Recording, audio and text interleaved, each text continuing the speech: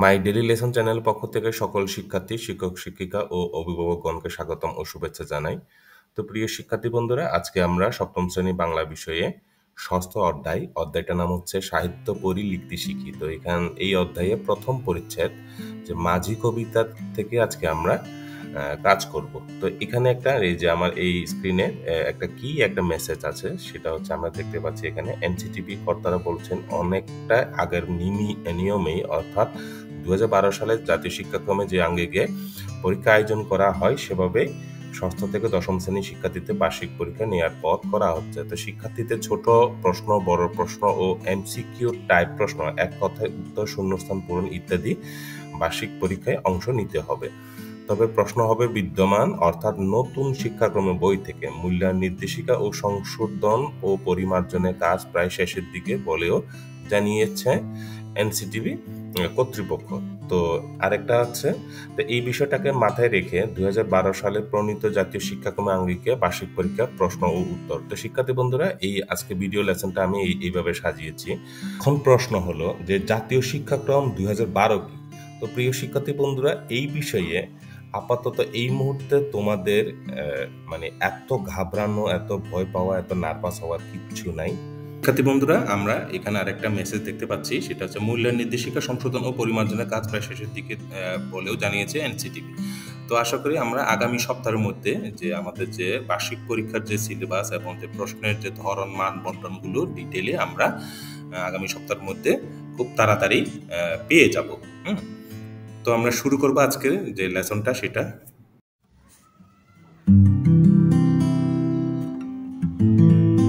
আমরা দেখতে পাচ্ছি যে প্রথমে যে কবি পরিচিতি যেটা লেখা আছে, সেটা হচ্ছে রবীন্দ্রনাথ যে ঠাকুর 1861 সালে জন্মগ্রহণ করেন এবং 1941 সালে মৃত্যুবরণ করেন। তো কবিতা, গান, গল্প, উপন্যাস, নাটক, প্রবন্ধ ইত্যাদি রচনায় তিনি অসামান্য দক্ষতা যে পরিচয় দিয়েছেন। তারপর হচ্ছে যে বলাকা, পুনশ্চ, গোরা, এই ছবিগুলো আমরা একটু দেখিনি, যে রবীন্দ্রনাথ ঠাকুরের লেখা বলাকা, পুনশ্চ, যে গোরা। তারপর হচ্ছে অচলায়তন, কালান্তর, তার কয়েকটি বইয়ের নাম। তো এগুলো হচ্ছে রবীন্দ্রনাথ ঠাকুরের লেখার বইয়ের যে কাভার পেজের যে ছবিটা। তারপর হচ্ছে আমরা যদি দেখি যে গীতাঞ্জলি কাব্যের জন্য তিনি 1913 সালে সাহিত্যে যে নোবেল পুরস্কার পান। তো আমরা একটু দেখে নেব গীতাঞ্জলি যে কাব্যের জন্য যে পুরস্কারটা দেখতে কেমন। যে এটা হচ্ছে 1913 সালে। তারপর যদি দেখি আমরা যে বাংলাদেশের জাতীয় সঙ্গীতটি হচ্ছে তার রচিত। তো আমরা সবাই জানি যে জাতীয় সঙ্গীতের যে রচয়িতাকে রবীন্দ্রনাথ ঠাকুর। তারপর যদি দেখি আমরা এই যে এখানে দেখতে পাচ্ছি আমরা যে বাংলাদেশের জাতীয় পতাকা সহ যে জাতীয় সঙ্গীতের যে গানের যে লাইনগুলা, সেটা। তারপর হচ্ছে যেটা বলা আছে সেটা হচ্ছে কবিতাটি হচ্ছে তার যে শিশু কাব্য থেকে নেওয়া। তো রবীন্দ্রনাথ ঠাকুরের যে শিশু কাব্যগ্রন্থ একটা আছে, তো সেখান থেকে আজকে যে মাঝি যে কবিতাটা আছে আমাদের, সেই কবিতাটা হচ্ছে যে শিশু কাব্যগ্রন্থ থেকে নেয়া। তো একটু আমরা যে পাঠে যাওয়ার আগে এক নজরে এট এ গ্লান্স যে বিশ্বকবি রবীন্দ্রনাথ ঠাকুরের যে বেসিক যে কিছু ইনফরমেশন আছে, সেই ইনফরমেশনগুলো তোমরা এখান থেকে দেখে নিতে পারো। তো আমরা দেখতে পাচ্ছি এখানে যে জন্মসাল আছে, যে মৃত্যু, যে জন্মসাল হচ্ছে 7ই মে 1861, তারপর হচ্ছে মৃত্যু হচ্ছে 7ই আগস্ট 1441, বয়স হচ্ছে 80। তার যে মানে জন্মের সময় যে লোকেশনটা, মৃত্যুর যে সময় কোথায় ছিল। তারপর সমাধিস্থল আমরা দেখতে পাচ্ছি কলকাতা, ছদ্মনাম একটা আছে আমাদের ভানুসিংহ ঠাকুর যে বনিতা। তো এই জিনিসগুলো হচ্ছে শিক্ষার্থী বন্ধুরা, যেহেতু আমরা বলছি যে 2012 শিক্ষাক্রম অনুযায়ী যে আমাদের ছোট প্রশ্ন, বড় প্রশ্ন হিসেবে আসা, তো এই বিষয়গুলোকে আমরা মানে দেখে রাখতে পারি। তো এই ছিল হচ্ছে। আর এইদিকে আমরা দেখতে পাচ্ছি যে জাতীয়তা হচ্ছে ব্রিটিশ ভারতীয়, তারপর সময়কাল, সাহিত্য আন্দোলন থেকে শুরু করে মোটামুটি একটা বেসিক যে ইনফরমেশনগুলা, সেগুলো আমরা যে দেখতে পাচ্ছি এখানে। তারপর একটু আমরা দেখে নিব যে রবীন্দ্রনাথ ঠাকুরের যে কিছু ছবি, যে স্থিরচিত্রটা, সেটা হচ্ছে আমরা এখানে দেখতে পাচ্ছি শ্রী মৃণালিনী দেবীর সঙ্গে রবীন্দ্রনাথ। সালটা হচ্ছে 1883। তো তারপর আরেকটা ছবি দেখতে পাচ্ছি আমরা আইনস্টাইনের সঙ্গে, যে 1930 সালে, যে আলবার্ট আইনস্টাইন হচ্ছে বিশ্ববিখ্যাত যে একজন বিজ্ঞানী। হ্যাঁ, আমরা সবাই কম বেশি জানি। তো যে রবীন্দ্রনাথ ঠাকুর ছিলেন হচ্ছে যে আলবার্ট আইনস্টাইনের সমসাময়িক, মানে হ্যাঁ। আরেকটা যদি ছবি দেখি আমরা, যে শান্তিনিকেতন রবীন্দ্রনাথ আত্মীয়তায় মহাত্মা গান্ধী ও তার যে পত্নী যে কন্তরবা গান্ধী, যে 1940 সাল এটা হচ্ছে। তারপর হচ্ছে আরেকটা ছবি দেখতে পাচ্ছি তেহরানের মজলিসে, যে 1932 সালের একটা স্থির চিত্র আমরা দেখতে পেলাম। হ্যাঁ, তারপর আরেকটা ছবি দেখতে পাচ্ছি 17 বছর বয়সে রবীন্দ্রনাথ ঠাকুর দেখতে কেমন ছিলেন। হ্যাঁ, তো এইগুলো ছিল হচ্ছে মোটামুটি শিক্ষার্থী বন্ধুরা যেটা বলা হচ্ছে। এবার আমরা একটু দেখে নেব জাতীয় শিক্ষাক্রম 2012 আঙ্গিকে বার্ষিক পরীক্ষা সম্ভাব্য যে প্রশ্ন উত্তর। হ্যাঁ, তো এই যে বেসিক যে জেনারেল নলেজ যে বিষয়গুলো, সেগুলো তোমরা নোট নিয়ে রাখতে পারো। তো এখানে যে প্রশ্ন উত্তর সহ যে আমরা এতক্ষণ ধরে যেগুলো দেখলাম, যে তোমাদের টেক্সট বইয়ে যেটুকু দেয়া আছে যে রবীন্দ্রনাথ ঠাকুর সম্পর্কে, হ্যাঁ, তো সেখান থেকে আমি যে মোটামুটি 60টা প্রশ্ন, যে ছোট প্রশ্ন উত্তর সহ আমি তৈরি করার চেষ্টা করেছি। প্রথমে দেখতে পাচ্ছি হচ্ছে রবীন্দ্রনাথ ঠাকুর কখন জন্মগ্রহণ করেন, তারপর হচ্ছে কোন বছর মৃত্যুবরণ করেন, কোন কাব্যের জন্য নোবেল পুরস্কার পান, এইগুলো সহ এই যে তোমরা এখান থেকে পাবে। বাংলাদেশের জাতীয় সঙ্গীতকে রচনা করেছেন। হ্যাঁ, তারপর হচ্ছে রবীন্দ্রনাথ ঠাকুরের যে কয়েকটা বইয়ের নাম, যে বলাকা, পুনশ্চ গোরা, অচলতায়ন, তারপর হচ্ছে কালান্তর, এই যে সম্ভাব্য প্রশ্ন উত্তরগুলা, সেগুলো তোমরা দেখে নিতে পারো। তারপর যদি মাঝি কবিতাটি পড়ে কি বুঝলাম তার নিচে লিখি। আমার যেতে ইচ্ছে করে নদীটির ওই পারে, যেথায় ধারে ধারে বাঁশের খোটায় ডিঙ্গি নৌকো বাঁধা সারে সারে। তো এটা পরে কি বুঝলাম আমরা যদি দেখি, যে রবীন্দ্রনাথ ঠাকুর মাঝি কবিতা এই লাইনগুলোতে কবি এক ধরনের আকাঙ্ক্ষার কথা ব্যক্ত করেছেন। এখানে কবি নদীর উপারে যাওয়ার ইচ্ছে প্রকাশ করেছেন। হ্যাঁ, তো নদীর সেই পারে যে দৃশ্যপটটা আছে সেটা তিনি বর্ণনা করতে চেয়েছেন, যেখানে আমরা দেখতে পাচ্ছি যে নদীর ধারে ধারে যে বাঁশের যে খুঁটি দিয়ে যে বেঁধে রাখা যে ডিঙ্গির নৌকাগুলো। হ্যাঁ, তারপর হচ্ছে আরো আছে আমাদের যে মানে গ্রামের যে নদী পারে সাধারণ ও শান্ত পরিবেশকে চিত্রিত করে, যা কবির মনে এক ধরনের প্রশান্তি ও শান্তির যে অনুভূতি সৃষ্টি করে, সেটা আমরা এই যে 5টা লাইনের মাধ্যমে সেটা প্রতিফলিত হয়েছে। হ্যাঁ, তো এই লাইনগুলোতে কবি এক ধরনের মুক্তি ও রোমাঞ্চের আকাঙ্ক্ষা প্রকাশ করেছেন, যেখানে নদীর উপারে যাওয়া মানে হচ্ছে এক ধরনের নতুন অভিজ্ঞতা এবং নতুন দৃষ্টিকোণ খুঁজে পাওয়া। হ্যাঁ, এই বিষয়টা কিন্তু আমরা এটা বুঝতে পারলাম। তারপর যদি আমরা এখান থেকে আমরা যদি একটা প্রশ্ন যদি আমরা তৈরি করি, শিক্ষার্থী বন্ধুরা, আজকে আমরা চেষ্টা করব যে কবিতার যে কয়েকটা লাইন অথবা যে স্তবক, যে পরে আমরা কি বুঝলাম সেটা লিখবো, এবং পাশাপাশি আমরা সাথে সাথেই যে বার্ষিক পরীক্ষার যে সম্ভাব্য প্রশ্ন উত্তরের জন্য সেটা নিয়েও আমরা কাজ করবো। তোমরা অবশ্যই নোটটা নিয়ে নিবে। হ্যাঁ, তো আমরা দেখতে পাচ্ছি এখানে 3টা প্রশ্ন আছে। প্রথম প্রশ্নটা হচ্ছে কবি নদীর উপারে কি অনুভব করতে চান, উত্তর হচ্ছে মুক্তি ও রোমাঞ্চের আকাঙ্ক্ষা। 2 নম্বর প্রশ্ন হচ্ছে কবি নদীর উপারে কোন দৃশ্যপট বর্ণনা করেছেন। তো আমরা দেখতে পাচ্ছি এখানে যে উত্তর, নদীর ধারে ধারে বাঁশের কুটিতে ডিঙ্গি নৌকা সারি সারি করে বাঁধা যে দৃশ্যপটটা সেটা বর্ণনা করেছেন। 3 নম্বরটা যদি দেখি, কবি নদীর ওপারে যাওয়ার মাধ্যমে কি খুঁজে পাওয়ার আশা করেন। তো উত্তর হতে পারে সেটা হচ্ছে নতুন অভিজ্ঞতা এবং নতুন দৃষ্টিকোণ। তো এখন পরের যে স্তবকটা, যে লাইনটা, সেইগুলো আমরা যদি দেখি, যে কৃষানেরা পার হয়ে যায় লাঙ্গল কাঁধে ফেলে, জাল টেনে নেয় জেলে, গরু মহিষ সাথে নিয়ে যায় রাখালের ছেলে। তো এই লাইনগুলো পরে আমরা কি বুঝলাম যদি আমরা একটু যদি দেখি, এই লাইনগুলোতে কি বলা হয়েছে, যে গ্রামের সাধারণ যে জীবনধারা, হ্যাঁ, সেটা একটা ছবি আঁকা হয়েছে এখানে। তো বিভিন্ন পেশা মানুষের যে নদীর পারাপারে যে দৃশ্যটা এখানে কবি যে তুলে ধরেছেন আর কি। হ্যাঁ, তো যেখানে বলা হচ্ছে যে কৃষানেরা লাঙ্গল কাঁধে ফেলে যে নদী পার হয়ে যায়, যা তাদের কৃষিকাজের জন্য প্রস্তুতি একটা প্রতীক। তো লাঙ্গল দিয়ে মানুষ কৃষি কাজ করার মাধ্যমে হচ্ছে যে একটা প্রতীক হিসেবে এখানে বলা হচ্ছে। তারপর হচ্ছে আমরা যদি দেখি, জেলেরা জাল টেনে নিয়ে যায়, হ্যাঁ, যা তাদের জীবিকার অংশ হিসেবে যে মাছ ধরার একটা প্রতীক। হ্যাঁ, তারপর হচ্ছে রাখাল ছেলেরা যে গরু মহিষ সাথে নিয়ে নদী পার যে করে, সেটা হচ্ছে যে পশুপালন ও দেখভালের দায়িত্বকে নির্দেশ করে। তো এই লাইনগুলোতে খুবই সাধারণ মানুষের যে পরিশ্রম এবং তাদের যে দিন যাপনের বর্ণনা করেছেন। যেখানে নদী তাদের জীবনে অপরিহার্য অংশ হিসেবে প্রতিফলিত হয়। তো আশা করি শিক্ষার্থী বন্ধুরা তোমরা সবাই বুঝতে পেরেছো। এখন আমরা যে সম্ভাব্য প্রশ্ন উত্তর যদি দেখি, সেটা হচ্ছে আমরা দেখতে পাচ্ছি ১ নম্বর প্রশ্নে মাঝি কবিতা কবি কি চিত্রিত করেছেন। হ্যাঁ, তো সেইটা উত্তর যদি লিখি গ্রামের সাধারণ জীবন দ্বারা। তারপর প্রশ্নটা হচ্ছে কৃষানেরা, মানে কৃষাণ মানে হচ্ছে কৃষক, যারা কৃষি কাজ করেন তাদেরকে বলা হচ্ছে কৃষাণ। তো কৃষানেরা কি নিয়ে নদী পার হয়? উত্তর হচ্ছে যে লাঙ্গল কাঁধে ফেলে। তারপর হচ্ছে জেলেদের নদী পারাপারের প্রতীক কি? তো সেই প্রতীকটা কি? জাল টেনে নিয়ে যাওয়া। তো রাখালের ছেলেরা কিভাবে নদী পার হয়? গরু মহিষ সাথে নিয়ে, একসাথে নিয়ে, এই যে আমরা ছবিতে দেখতে পাচ্ছি এইভাবে কিন্তু নদী পার হয়। তারপর ৫ নম্বর প্রশ্ন হচ্ছে নদী সাধারণ মানুষের জীবনে কিভাবে প্রতিফলিত হয়েছে? তো উত্তরটা আমরা এইভাবে লিখতে পারি, জীবনের অপরিহার্য একটা অংশ হিসাবে যে প্রতিফলিত হয়েছে। হ্যাঁ, তো পরের যে কবিতার যে লাইনটা আছে সেটা নিয়ে আমরা যদি একটু দেখি, যে যেখানে লেখা আছে সন্ধে হলে যেখান থেকে সবাই ফেরে ঘরে, শুধু রাত দুপুরে শিয়ালগুলো ডেকে উঠে যাও ডাঙ্গাটার পরে।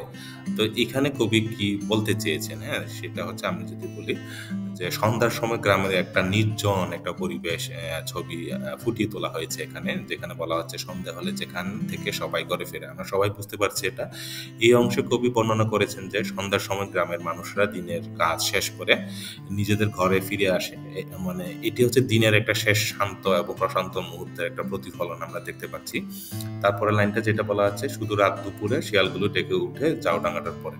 তো এখানে কবি যেটা বলতে চেয়েছেন সেটা হচ্ছে যখন রাত গভীর হয়ে যায় এবং চারপাশে নীরব হয়ে যায়, যে আমরা ছবিগুলোতে দেখতে পাচ্ছি যে রাতের ছবি, যে জ্যোৎস্না স্নাত রাত যে ছবিটা, আর এটা হচ্ছে সন্ধ্যায় যে ছবিটা, গ্রামের একটা চিত্র।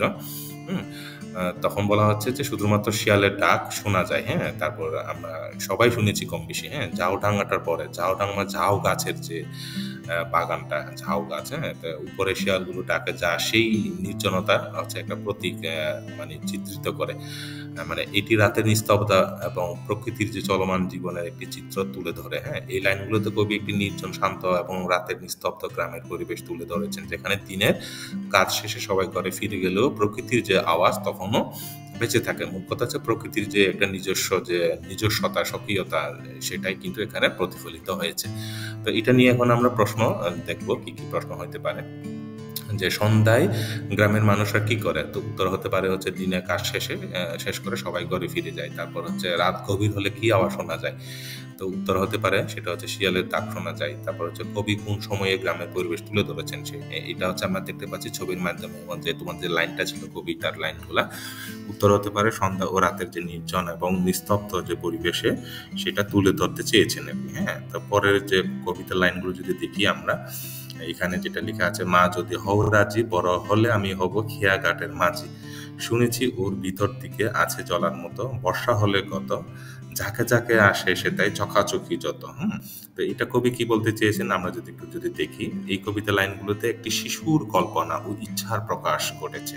হ্যাঁ, তো যেটা হচ্ছে মা, হ্যাঁ, এখানে মা দিয়ে শুরু হয়েছে, এই জন্য বলা হচ্ছে যে শিশুর একটা কল্পনা, ইচ্ছা, যেখানে সে তার ভবিষ্যৎ নিয়ে মায়ের কাছে একটি প্রস্তাব রাখছে। কেমন? সেটা হচ্ছে যে মা যদি হও রাজি, বড় হলে আমি হব খেয়ার ঘাটের মাঝি। কেন হতে চাই যে শিশুটি মাকে এই কথা বলার কারণ হচ্ছে, এখানে শিশুটি তার মাকে বলছে যদি মা অনুমতি দেন তবে সে বড় হয়ে খেয়ার ঘাটের মাঝি মানে হচ্ছে নৌকা চালক, নৌকা যিনি চালান। হ্যাঁ, সে এই ধরনের একটা খেয়ার ঘাটের মাঝি হতে চাই শিশুটি, তার মাকে বলছে। শিশুটির কল্পনায় মাঝির জীবন খুবই আকর্ষণীয়, যেখানে সে নদীর ধারে জলপথে সময় কাটাতে পারবে। তো এটা হচ্ছে মোটামুটি এখান থেকে আমরা পরে যেটা বুঝলাম। তারপর হচ্ছে আর একটা লাইন আছে, শুনেছি ওর ভিতর দিকে আছে জলার মতো। তো এইখান থেকে আমরা কি বুঝতে পারি, সেটা হচ্ছে শিশুটি শুনেছে যে খেয়াঘাটের যে নদীর যে গভীর অংশে জলাশয় বা বিলের মতো স্থান আছে, যেখানে জল বেশ গভীর থাকে এবং শান্ত থাকে। এই ধরনের জায়গায় তার মনে কৌতূহল জাগিয়েছে আর কি যাওয়া। হ্যাঁ, তারপর আমরা যদি দেখি, বর্ষা হলে গত জাগে জাগে আসে সেটাই চকাচকি যত। তো এখানে কি বলতে চেয়েছেন? হ্যাঁ, এই যে চকাচকি বলতে যেটা বোঝানো হচ্ছে পাখি। হ্যাঁ, আমাদের যে অতিথি পাখিরা যে আসে, হ্যাঁ, এই পাখিগুলো হচ্ছে যে চকাচকি। বর্ষাকালে এই জলাশয় বা গভীর জলে ঝাঁকে ঝাঁকে চকাচকি, হ্যাঁ, আসে। এই দৃশ্য শিশুটি মনে এক ধরনের মোহ তৈরি করেছে এবং সে কল্পনা করছে যে সে মাঝি হলে সে এইসব দৃশ্যে সাক্ষী হতে পারবে। হ্যাঁ, তো মোটামুটি হচ্ছে এই কবিতায় একটি শিশুর কল্পনা, প্রকৃতি এবং জীবনের প্রতি তার সহজ অথচ গভীর আকর্ষণ ফুটে উঠেছে। তো শিশুটি তার মায়ের কাছে নিজের ভবিষ্যৎ পরিকল্পনা ও ইচ্ছার কথা বলছে, যেখানে প্রকৃতির সৌন্দর্যের সাথে একাত্ম হওয়ার একটা আকাঙ্ক্ষা প্রকাশ পাচ্ছে আর কি। তো এখন আমরা একটা সম্ভাব্য প্রশ্ন উত্তর একটু দেখে নিব এখান থেকে। তো প্রথম প্রশ্নটা আমরা দেখতে পাচ্ছি, শিশু বড় হয়ে কি হতে চায়? উত্তর হচ্ছে খেয়াঘাটের মাঝি হতে চায়। তারপর হচ্ছে শিশু ইচ্ছা পূরণের জন্য মার কি করতে হবে? মাকে সম্মতি দিতে হবে। তারপর প্রশ্ন হচ্ছে যে খেয়াঘাটের ভিতরের দিকে কি আছে বলে শিশু শুনেছে? তারপর উত্তরটা হচ্ছে জলাভূমির মতো কিছু জায়গায়, হ্যাঁ। তারপর হচ্ছে বর্ষাকালে খেয়াঘাটে কোন পাখি আসে? ঝাঁকে ঝাঁকে চকাচকি পাখি আসে, হ্যাঁ। তারপর হচ্ছে প্রশ্নটা হচ্ছে শিশুকে খেয়াঘাটের মাঝি হওয়ার প্রতি কি আকৃষ্ট করেছে? উত্তর হতে পারে হচ্ছে বর্ষাকালে চকাচকি পাখির যে আগমন, হ্যাঁ, সেটাই। এখন আমরা পরের যে লাইনটা সেটা আমরা দেখে নিব।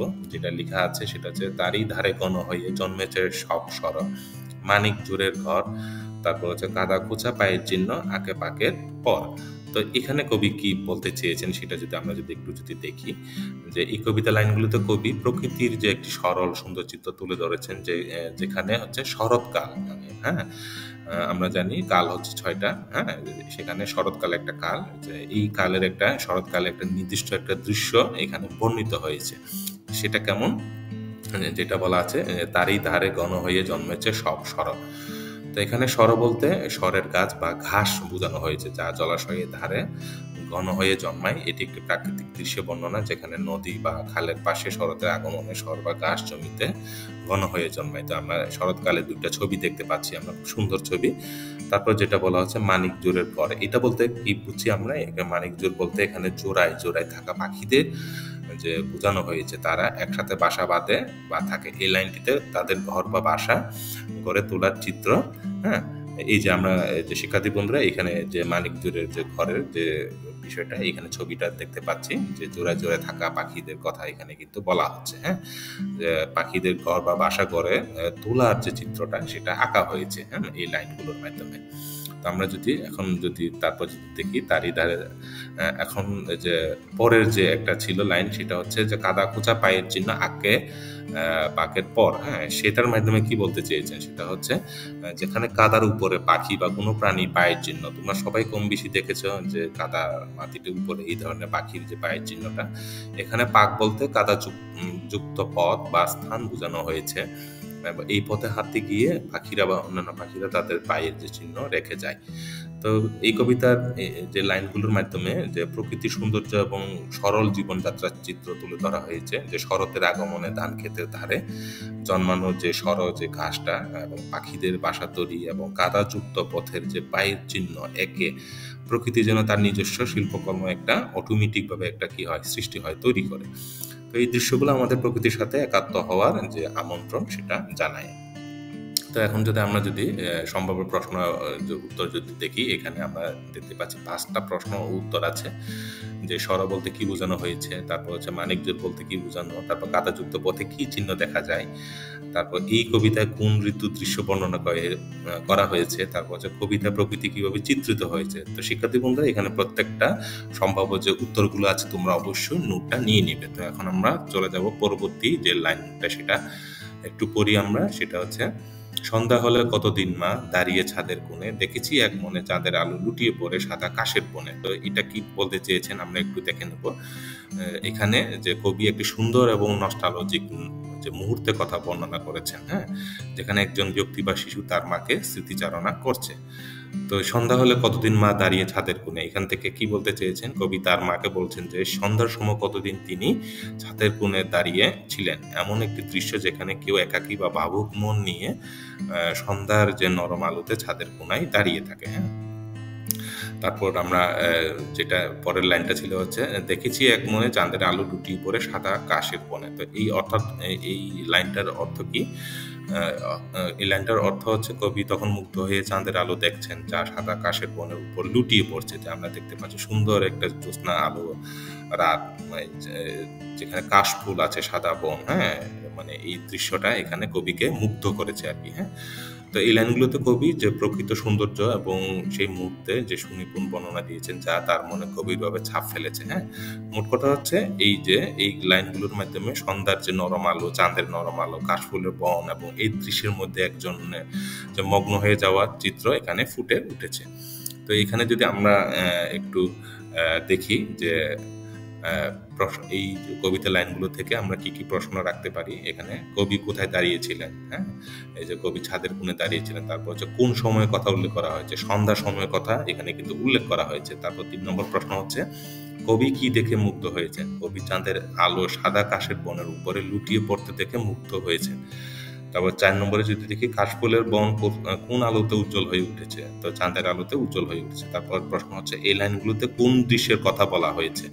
তো এই লাইনগুলোতে প্রকৃতি সৌন্দর্য এবং সন্ধ্যার সময় ছাদের কোণে দাঁড়িয়ে থাকা একজনের মগ্ন হয়ে যাওয়ার দৃশ্যের কথা বলা হচ্ছে। হ্যাঁ, এখন আমরা যে লাইনটা দেখতে পাচ্ছি সেটা হচ্ছে এপার ওপার দুই পারতে যাব নৌকো বেয়ে যত ছেলে মেয়ে স্নানের ঘাট থেকে আমায় দেখবে চেয়ে চেয়ে। তো এখানে আমরা কি বুঝতে পারলাম সেটা যদি লিখি আমরা, সেটা হচ্ছে এখানে কবিতা যে লাইনগুলোতে একজন ব্যক্তি সম্ভবত একটি শিশু তার কল্পনা জগতে নিজের ভবিষ্যৎ জীবনে একটি ছবি আঁকছে। হ্যাঁ, এই ছবিগুলো আমরা দেখতে পাচ্ছি যে কল্পনা ছবিতে দেখতে কেমন হয়, যেখানে হচ্ছে সে নৌকা চালিয়ে নদীর এপার ওপার করবে এবং সবাই তার দিকে মুগ্ধ হয়ে তাকিয়ে থাকবে।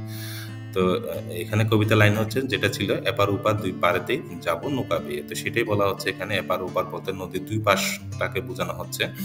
তো এখানে হচ্ছে সে নৌকা চালিয়ে এক পার থেকে আরেক পারে চলে যাবে। নৌকা চালিয়ে নদীর দুই পারে যাতায়াত করার মধ্যে একটা কি আছে, স্বাধীনতা এবং আনন্দ একটা অনুভূতি রয়েছে যা তাকে প্রেরণা দেয়। হ্যাঁ, তো আরো এখানে আমরা দেখতে পাচ্ছি যেটা বলা আছে যত ছেলে মেয়ে স্নানের ঘাট থেকে আমায় দেখবে চেয়ে চেয়ে। তো এটা আমরা সবাই বুঝছি যে মানে কল্পনা করছে যে নৌকা বেয়ে যখন সে নদী এপার ওপারে যাবে তখন ঘাটে স্নান করতে আসা ছেলে মেয়েরা তাকে মুগ্ধ হয়ে দেখে থাকবে। তো এই দৃশ্যের মাধ্যমে তার কাজের যে প্রতি অন্যদের মুগ্ধতা এবং প্রশংসা যে ফুটে উঠেছে।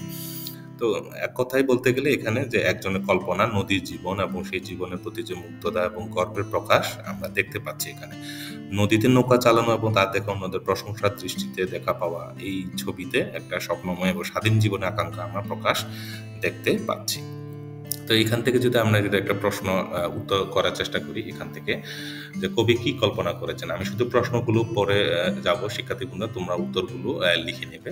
তার 2 নম্বর প্রশ্ন দেখতে পাচ্ছি এপার ওপার বলতে কি বোঝানো হয়েছে। 3 নম্বর প্রশ্ন হচ্ছে নদীর পাড়ে স্নান করতে আসা ছেলে মেয়েরা কি করবে। হ্যাঁ, তারপর এই কবিতার মাধ্যমে কি প্রকাশ পেয়েছে। তারপর 5 নম্বর প্রশ্ন হচ্ছে কবি নৌকা চালানোর মাধ্যমে কি অনুভব করতে চান।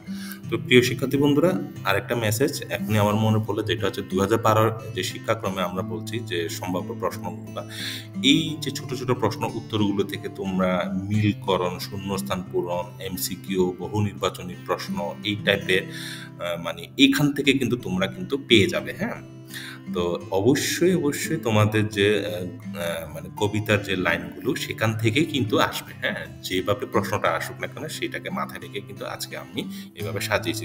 আশা করি শিক্ষার্থী বন্ধুরা তোমরা বুঝতে পেরেছো। তারপরে লাইনটা যদি দেখি সূর্য যখন উঠবে মাথায় অনেক বেলা হলে আসবো তখন চলে বড় খিদে পেয়েছে গো খেতে দাও মা বলে।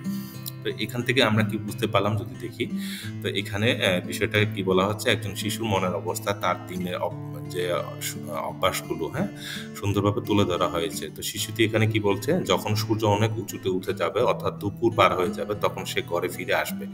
সে অনেকক্ষণ বাইরে গেলে ক্লান্ত হয় এবং বড় ক্ষুধার্ত অবস্থায় মায়ের কাছে যাবে। এরপর সে তার মাকে বলবে মা আমার ক্ষুধা লেগেছে, মানে আমাকে খেতে দাও। তো এই লাইনগুলো শিশুর যে একটা গ্রামের শিশুর যে সরলতা, তার দিনের যে একদম কি কি কাজ করে এবং তার মায়ের প্রতি তার যে নির্ভরশীলতা এই ছবিটা এখানে ফুটে উঠেছে।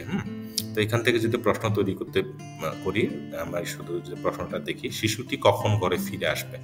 তারপর হচ্ছে শিশুটি ঘরে ফিরে মাকে কি বলতে পারে, মানে কি বলবে। তারপর হচ্ছে এই যে একটু আগে যে লাইনগুলো দেখলাম এই লাইনগুলোতে কি চিত্র ফুটে উঠেছে। হ্যাঁ, তো এগুলো হচ্ছে সম্ভাব্য প্রশ্ন উত্তর, তোমরা অবশ্যই নোট করে লিখে নিবে। তারপরে কবিতার লাইনটা যদি দেখি আবার আমি আসবো ফিরে আঁধার হলে সাজে তোমার ঘরের মাঝে বাবার মতো যাব না মা বিদেশে কোন কাজে। তো এইটা আমরা মানে বুঝতে পারছি এখানে কি বলতে চাচ্ছে। এটা হচ্ছে এখানে কবিতা লাইনগুলোতে একজন শিশু মায়ের প্রতি যে ভালোবাসা, নিরাপত্তার আকাঙ্ক্ষা এবং পরিবারের সঙ্গে থাকার প্রতিশ্রুতি যে ফুটে উঠেছে। যেমন শিশুটি বলছে, আবার আমি আসবো ফিরে আঁধার হলে সাজে তোমার ঘরের মাঝে। এটার অর্থ হচ্ছে সারাদিন বাইরে খেলার পর সন্ধ্যায় যখন ঘনিয়ে আসবে, চারিদিকে অন্ধকার হবে, তখন সে শিশুটি তার মায়ের কাছে ফিরে আসবে এবং মায়ের স্নেহময় ঘরে। তো তারপরে লাইনটা ছিল এরকম যে সেটা হচ্ছে, বাবার মতো যাব না মা বিদেশে কোনো কাজে। তো এখানে আমরা সবাই জানি এই ধরনের ঘটনা আমাদের বাংলাদেশে আছে। সেটা হচ্ছে মানে বাবা বিদেশে যায়। তো এই বিষয়টাকে মাথায় রেখে এটাকে যদি বলি যে এখানে সন্তান প্রতিজ্ঞা করছে যে সে তার বাবার মতো মাকে ছেড়ে বিদেশে কাজের জন্য যাবে না।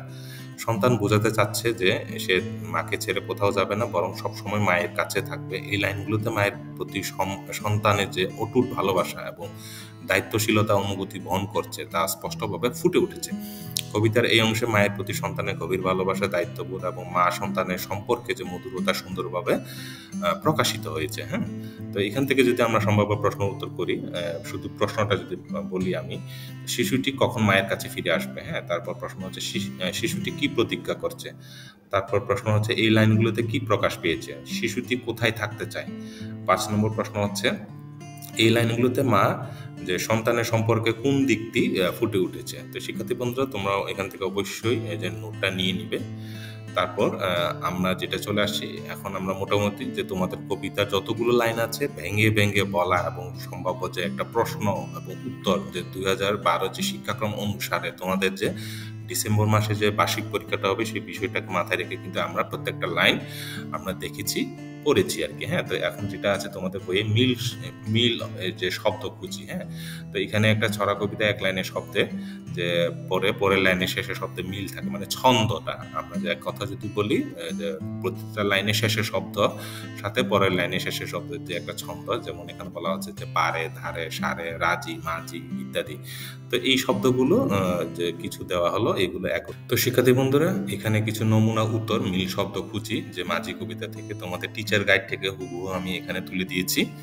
তো তোমরা তোমাদের মতো করে বের করতে পারবে। আশা করি এখান থেকে তোমরা অবশ্যই নোটটা নিয়ে রাখতে পারবে। হ্যাঁ, তো এখানে কয়টা শব্দ আছে, 1 থেকে 12টা শব্দ আছে আর কি। হ্যাঁ, তো এইটা হচ্ছে শব্দ, মানে এখানে যে শব্দের যে অর্থবোধক হইতে হবে এরকম না, মানে একটা ছন্দ থাকলে হবে আর কি। হ্যাঁ, যেমন হচ্ছে খেলে, গেলে, জেলে, খেয়ে, গিয়ে, চেয়ে। হ্যাঁ, এই ধরনের একটা ছন্দ থাকলে এই ধরনের শব্দ তোমরা আরো খুঁজে বের করে লিখতে পারবে। তো শিক্ষার্থী বন্ধুরা, এখন আমরা যেটা জানবো দেখবো সেটা হচ্ছে কবিতার মূল ভাব সহজ করে লেখার উপায়। এইটা কিন্তু খুবই একটা ইম্পর্টেন্ট একটা টপিক, মানে যেটা কবিতার যে মূল ভাবটা কিভাবে লিখতে হয় সেটা আমরা যদি একটু দেখি, যে আমরা একটু ভালোভাবে দেখবো যে কয়েকটা ধাপ অনুসরণ করতে হবে। প্রথম হচ্ছে প্রধান ভাবনা খুঁজে বের করুন।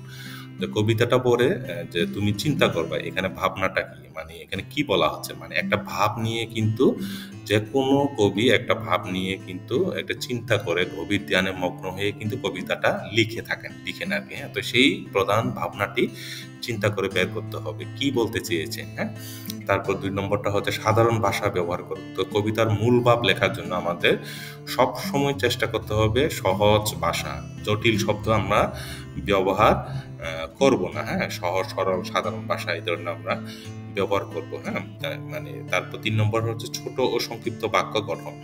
তো বাক্যগুলো ছোট এবং সংক্ষিপ্তভাবে রাখতে হবে। প্রতিটি বাক্য একটা নির্দিষ্ট ভাবনা প্রকাশ করার চেষ্টা করতে হবে আমাদের। তো এইগুলো 3টা ধাপ। পরে যদি দেখি 4 নম্বর কি আছে, উদাহরণ দিই। তো কবিতার মূল ভাব লিখতে গিয়ে আমরা উদাহরণ দেব। কি ধরনের, কিভাবে প্রয়োজনীয় দৈনন্দিন জীবনের সাথে সম্পর্কিত উদাহরণ দিয়ে ভাবনাটি বোঝানোর চেষ্টা করব আমরা। হ্যাঁ, তো উদাহরণ দিলে বিষয়টি আরো সহজ হয়ে ওঠে। তারপর 5 নম্বর স্টেপটা দেখতে পাচ্ছি আমরা, পুনঃমূল্যায়ন করুন। তো বিষয়টা কিরকম, তুমি যেটা লিখে ফেললে লেখার পরে একবার পরে দেখতে হবে, মানে এটা মানে থার্ড আই থেকে, মানে আরেকটা অ্যাঙ্গেল থেকে, মানে তুমি যে লিখেছো এটা তুমি না, আরেকজন হয়ে তুমি এই বিষয়টা মানে এই তোমার লেখাটা যদি আরেকজন যদি পড়ে অথবা দেখে কি মনে হতে পারে, মানে হ্যাঁ, এটাকে বলছি আমরা পুনঃমূল্যায়ন। তো এটি সহজ এবং স্পষ্টভাবে বোঝা যাচ্ছে কিনা তা নিশ্চিত করতে হবে। যদি না হয় তাহলে আরো সহজভাবে লেখার চেষ্টা করুন। আর একটা 6 নম্বর স্টেপ হচ্ছে খুব ভেরি ইম্পর্টেন্ট, এটা হচ্ছে ব্যস্ততাহীনতা এড়ান। তো অতিরিক্ত তথ্য বা জটিলতা এড়িয়ে সরাসরি মূল ভাবনাটি প্রকাশ করুন। তো যেটা বলতে চাচ্ছে সহজভাবে সেটাই বলতে পারাটাই হচ্ছে মূল ভাব। অনেকে কিন্তু বিভিন্ন ধরনের উদাহরণ দিতে গিয়ে কিন্তু উদ্দেশ্যটা আরেক রকম হয়ে যায় আর কি। হ্যাঁ, যেমন এখানে উদাহরণ একটা দেওয়া আছে, কবিতার মূল ভাব সহজ করে লিখতে গেলে যেমন হতে পারে, একটা উদাহরণ। হ্যাঁ, এই কবিতা বলা হয়েছে যে জীবনটা অনেকটা নদীর মতো, হ্যাঁ, মাঝির মতো আমাদেরও সাহস করে এগিয়ে যেতে হয় যতই বাধা আসুক। তো শিক্ষার্থী বন্ধুরা, এটা হচ্ছে তোমাদের যে মাঝি কবিতাটা, সেখান থেকে তোমাদের মতো করে যে ক্লাস 7-এ পড়া একজন ছাত্র বা ছাত্রী তার চিন্তার জায়গা থেকে মূল ভাবটা কিভাবে সহজ করে লিখতে মানে লেখা যায়, এটার যে উদাহরণটা, হ্যাঁ, আমি আবার পড়ি এটা। এই কবিতা বলা হয়েছে যে জীবনটা অনেকটা নদীর মতো, হুম, তো মাঝির মতো আমাদেরও সাহস করে এগিয়ে যেতে হবে যতই বাধা আসুক। এই যে ১.৫ লাইনে এটাই কিন্তু কবিতার মূল ভাব হয়ে গেল, হ্যাঁ। তারপর যদি আমি কবিতার মূল ভাবটা যদি আমি আমার মতো করে লেখার চেষ্টা করেছি, তোমাদের লেখার সাথে এটা মিল নাও হইতে পারে, এটা একটা এক্সাম্পল, একটা যেটা আমরা বলছি এখানে, সেটা হচ্ছে এই কবিতায় জীবনকে নদীর সাথে তুলনা করা হয়েছে, আর আমরা সবাই মাঝির মতো সেই নদীতে চলছি। মাঝির মতো আমাদেরও জীবনে অনেক চ্যালেঞ্জ ও অনিশ্চয়তা আছে, তবে সব বাধা পার করে সাহস নিয়ে এগিয়ে যাওয়াই আমাদের কাজ। জীবন যতই কঠিন হোক, হাল না ছেড়ে চেষ্টা চালিয়ে যাওয়ার মধ্যে জীবনের আসল সৌন্দর্য লুকিয়ে আছে। তো খুব সিম্পল সহজভাবে লেখার চেষ্টা করেছি শিক্ষার্থী বন্ধুরা, যে আমার এই মাঝি কবিতার যে মূল ভাবটা, আশা করি যে তোমাদের বিভিন্ন বই গাইডে মানে থেকেও আশা করি একটু আমি সহজ করার চেষ্টা করেছি, হ্যাঁ। তো মানে এটা হচ্ছে যে কবিতার মূল ভাব লেখার আইডিয়া একটা। তো আমরা মোটামুটি এখানে কিছু তোমাদের যে টিচার গাইডে কিছু নমুনা প্রশ্নও আছে, এই প্রশ্নগুলো আমি হুবহু এখানে তুলে দিয়েছি। মানে আমি এখানে কিন্তু কিছুই আমার এন্ড থেকে কিছু কিন্তু যোগ করি নাই, তোমাদের টিচার গাইডে যেটা আছে সেটা তুলে দিয়েছি আমি। যে প্রশ্ন যেটা দেখতে পাচ্ছি, মাঝি কবিতা কবি কোথায় যেতে ইচ্ছা করে, নদীর উপারে কি আছে, এই কবিতায় কোন বিষয়টি প্রধান হয়ে ফুটে উঠেছে। তো এগুলো তোমরা অবশ্যই লিখে নিবে। তারপর দেখতে পাচ্ছি বড় হয়ে কবি কি হতে চান, তবে এই কবিতা কবি সবচেয়ে বেশি ভালোবাসা কার প্রতি প্রকাশিত হয়েছে, হ্যাঁ, এই উত্তরগুলো তোমরা অবশ্যই লিখে নিবে। তো এই ছিল হচ্ছে শিক্ষার্থী বন্ধুরা মোটামুটি আজকের আমার যে তোমাদের সপ্তম শ্রেণী বাংলা বিষয়ে যে ষষ্ঠ অধ্যায়, আমরা বলছি হচ্ছে সাহিত্য পড়ি লিখতে শিখি, যে প্রথম পরিচ্ছেদটা হচ্ছে মাঝি কবিতা ছিল। তো এখানে আমি চেষ্টা করেছি আজকে খুব সহজ করে কবিতার প্রত্যেকটা লাইন ভেঙে ভেঙে বুঝে বলাটা এবং লেখা, মানে আমরা কি বুঝলাম, এবং সেখান থেকে আমাদের যে ২০১২ সালে যে আমাদের বার্ষিক পরীক্ষা হবে সেই বিষয়টা প্রশ্ন উত্তরটাকে মাথায় রেখে সেভাবে করার চেষ্টা করেছি। জানি না আজকে ভিডিও লেসনটা মানে সবার জন্য কেমন লাগবে। তো তোমাদের কেমন লেগেছে তা অবশ্যই তোমরা আমাকে কমেন্টসে লিখে জানাবে। আমাকে যদি ফিডব্যাক যদি দাও, আমি তাহলে পরের যে ভিডিওগুলো ভালো করে বানানো আমি একটা পথ খুঁজে পাবো, হ্যাঁ। তো আজকে এই পর্যন্ত, সবাই অবশ্য ভালো থাকবে। অসংখ্য অসংখ্য ধন্যবাদ।